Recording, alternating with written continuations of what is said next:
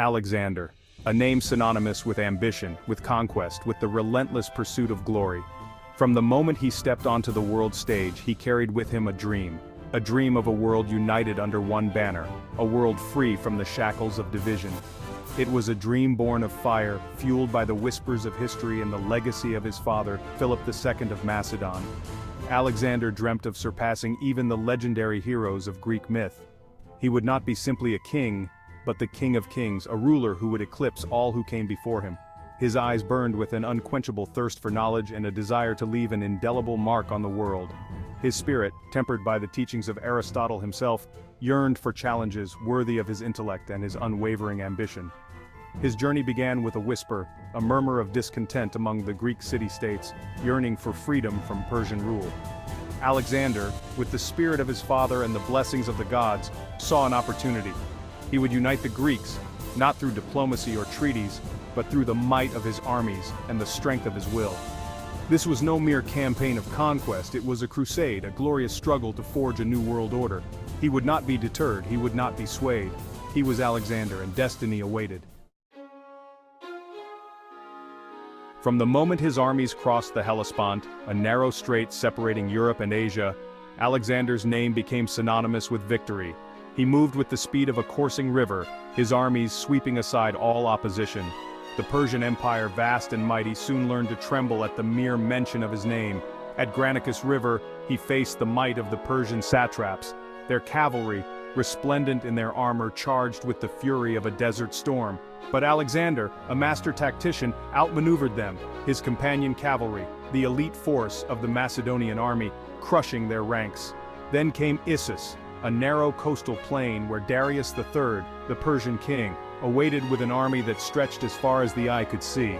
The clash was titanic, a maelstrom of steel and fury. Yet Alexander, unfazed by the sheer number of his enemies, led a daring charge, piercing the heart of the Persian army, forcing Darius himself to flee in disarray. But it was at Gaugamela on the plains of Mesopotamia that Alexander cemented his legend. Facing Darius once more, with an even larger army at his back, Alexander unleashed a masterpiece of military strategy. He feigned a retreat, drawing the Persians into a trap, then struck with the precision of a surgeon, shattering their lines and sending them reeling in defeat. The Persian Empire, once considered invincible, crumbled before him like a house of cards. City after city fell: Babylon, Susa, Persepolis, each victory bringing Alexander closer to his ultimate goal. He was the master of the known world, his name whispered in awe from the shores of Greece to the banks of the Indus River. The Indus River, a natural barrier, a formidable obstacle in the path of even the most seasoned conqueror. Here on the banks of the Hydaspes, a tributary of the mighty Indus, Alexander encountered a foe unlike any he had faced before. King Porus of Parava, a ruler of immense stature and unwavering courage, stood ready to defend his kingdom. The very air crackled with tension as the two armies faced each other across the swollen river. The Macedonian veterans, hardened by years of relentless campaigning, looked upon the army of Porus with a mixture of awe and trepidation. For among their ranks stood creatures of myth and legend, war elephants. These towering behemoths, draped in armor and their tusks fitted with sharpened blades, inspired both fear and wonder. The Battle of the Hydaspes was a clash of titans, a maelstrom of steel, muscle, and raw primal fury. The war elephants, their trumpeting cries echoing across the battlefield, charged into the Macedonian ranks, causing chaos and confusion.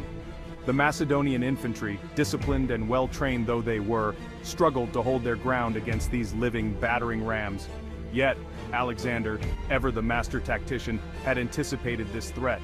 He unleashed his cavalry, their lances aimed at the elephants' vulnerable flanks, the air filled with the screams of wounded beasts and the clang of steel against flesh.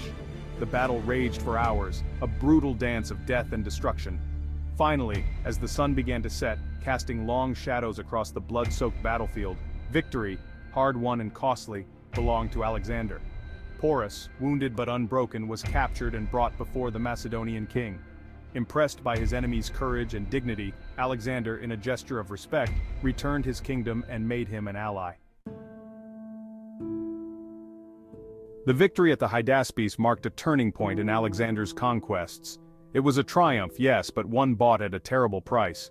His army, weary from years of endless marching and brutal battles, had reached their limit. They had seen enough bloodshed, enough death. The men, hardened warriors though they were, yearned for home. They dreamt of their families, of the rolling hills of Macedon, of the warmth of Greek sunshine. They had followed their king to the ends of the earth, their loyalty unwavering, their courage unquestionable. But even the bravest heart yearns for rest, for the comfort of familiar sights and sounds. Alexander, however, remained driven. The fire of his ambition still burned brightly within him. He spoke of pushing further east, of reaching the very edge of the world. He envisioned an empire that would stretch from the Mediterranean Sea to the shores of the fabled Eastern Ocean. But the doubts began to creep in like shadows lengthening in the twilight. He saw the weariness in the eyes of his men, felt the weight of their unspoken pleas. He realized, perhaps for the first time, that his dreams, his ambitions, came at a heavy price.